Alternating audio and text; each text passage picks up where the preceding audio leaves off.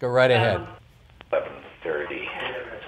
So I'd like to present a little bit of different type of disaster, and that's our experience with the Asiana airline flight that happened on July 6th, the holiday weekend last summer.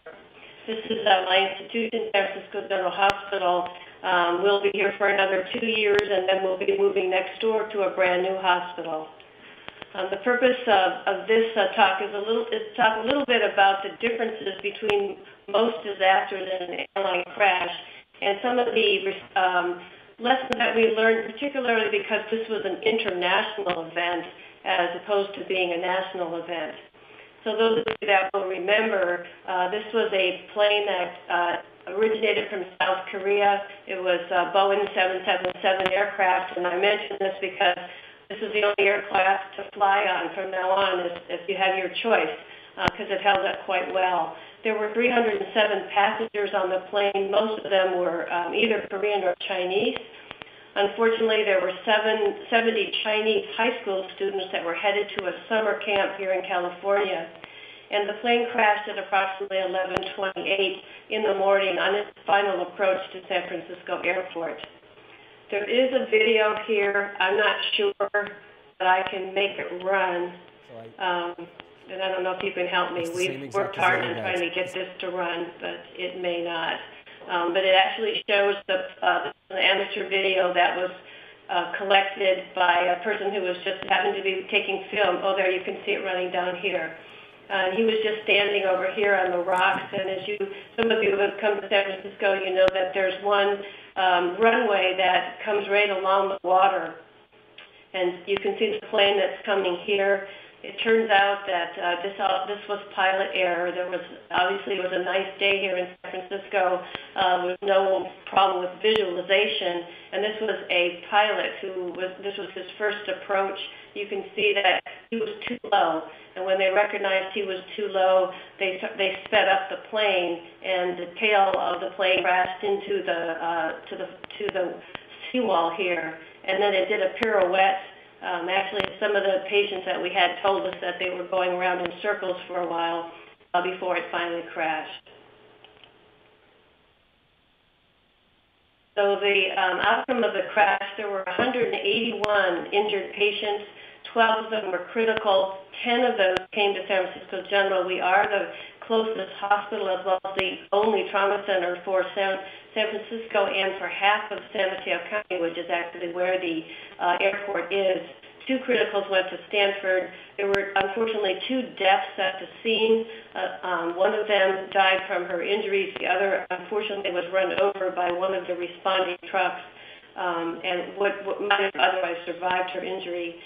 There were several victims who were ejected out the back of that tail as it came up, and a total of 9 hospitals admitted patients, and the coordination at the airport was really astounding that these patients were delivered all to hospitals within an hour.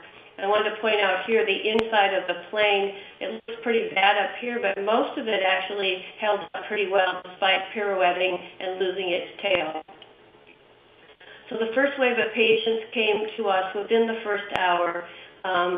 We had not actually been able to set up triage because it all happened so quickly. The first call I got was telling me that there was a small plane at the airport, cargo plane, and not to worry, we weren't getting any injuries. And then the ambulances started coming. There were 25 ambulances that emerged at our hospital within about an hour and a half. The 6 criticals came first, which is the way it's supposed to happen. And we thought because somebody had been watching the news on television that the plane was on fire. We were pulling out burn packs and being prepared for inhalation, and actually we didn't have traditional burns. We had primarily severe lung trauma. We had 3 patients who we had to take directly to the operating room. I tried to stay back for a time and direct the teams because I was the only one on site initially in the emergency department to do triage.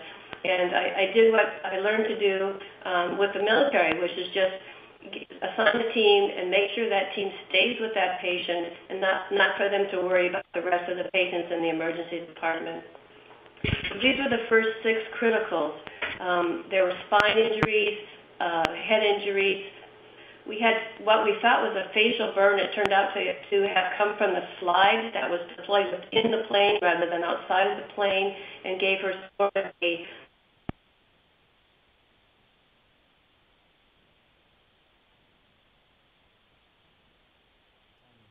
happened last time. Only during the trauma events.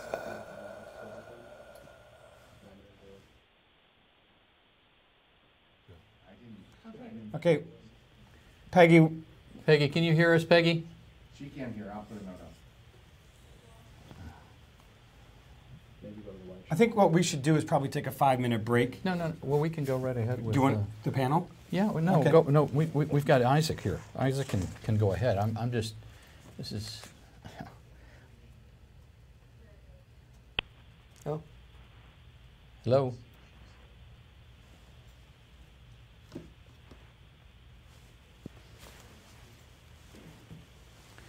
All right, so I think we're having some difficulties here. Somebody please mark where she is in the process. 3 waves. Is the audio functioning? I can hear you. Oh, okay, we can hear you now. Okay, go ahead. Go ahead. Okay. So the patients came in 3 waves. A total of 67 patients were seen in our hospital over the course of the day. There were 36 adults, 31 children, and we admitted 36 that day. One of the most difficult things for us after the first wave was trying to be sure that we didn't miss any patients and that we knew all about their injuries. So after the first wave and after the first set of operations, we came back to the emergency department, and you can see here on this, in this somewhat darkened picture, because it was in radiology, which is always dark, we had 4 attending radiologists come in. All the teams were represented here, and we had a large conference where somebody would say, this is disaster somebody, and somebody would say, I examined that patient, and they would bring up all of our images, and we actually hand calculated who was where, what service was going to take the patient, and what the patient needed. It's never happened before in our hospital to have quite such a multidisciplinary conference like that. So we did, these were the surgical procedures that were performed within that weekend. Fortunately, it was a weekend, so the operating rooms were not completely full when this happened. And you can see here we had damage control laparotomies, 2 patients that went to the operating room twice for second looks and third looks sometimes. There were spine fusions that needed to be done quickly, some spine decompressions, a craniotomy, and the patient with a fracture and the compartment syndrome requiring a fasciotomy. But we also didn't close to anybody. We kept right on going with our regular Saturday and Sunday business. And you can see these were the things that were done on other patients who were our regular comers and goers to our hospital on the weekend. And fortunately, we were able to keep things going. We never closed to trauma because we're the only level 1 trauma center for a county and a half. But we had a wonderful support from people who came in to the hospital without being called and stayed with us all weekend to get through this emergency. We did have a little trouble with blood. You can see we used over 100 units over a 2-day period of time. We were judicious with what we used. We do use ROTEM to help us decide what blood and what blood products are needed. And the blood bank kept up with us, but it was a little bit of a challenge for them as well on the weekends. I wanted to just interject something that's a little bit different.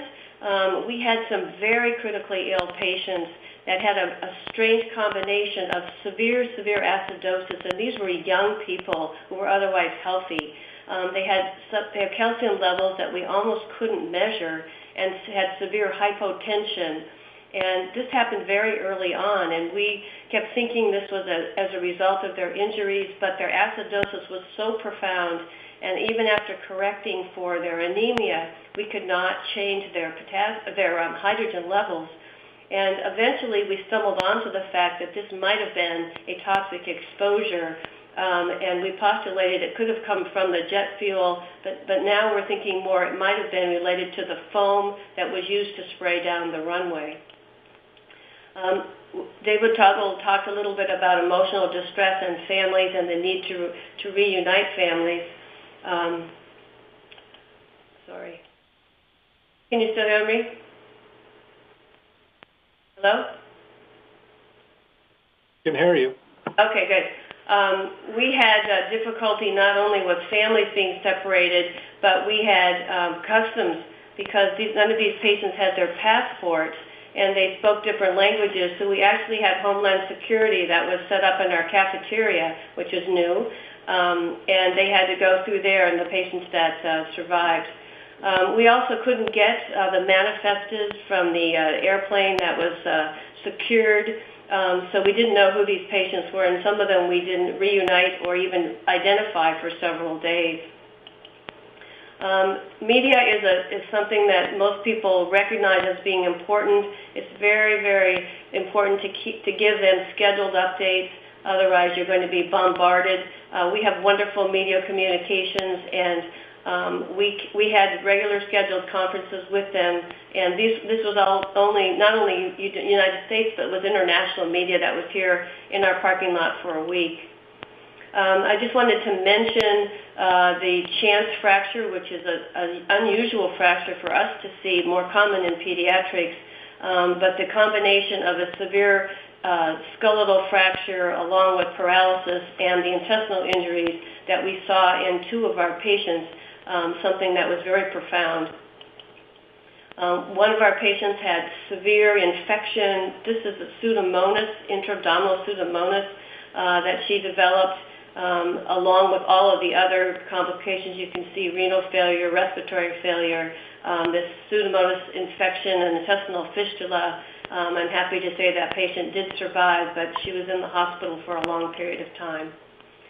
So these are the new concepts that I wanted to introduce, the metabolic triad that we saw. In retrospect now, maybe when you have a plane crash, if you have the time, the patient should be decontaminated before they come in your hospital. We never would have thought that way. And then these severe compression injuries with the spine being a very common injury in this event. The 2 children that died at the scene and the 3rd that died in our hospital from head injury were Chinese, and of course we sympathize with them. They were young children, 16 years old, all 3 of them. The last thing I wanted to mention is a necessary for decompression of the team. This was our surgical residence. This was July 6th. We all know what happens in July. These are brand new interns and residents who have been faced with this multi-casualty. It's really important to listen to their feelings after seeing this and trying to reassure them that this isn't a daily event at our hospital. Thank you for allowing me to participate. I'm sorry for all the technical screw-ups. Dr. Knudson, thank you so much. Really appreciate it. It's very thorough and terrific outcome, and your leadership was obvious throughout the whole thing, so congratulations. I hope you can stay for the panel to get some more of your opinion.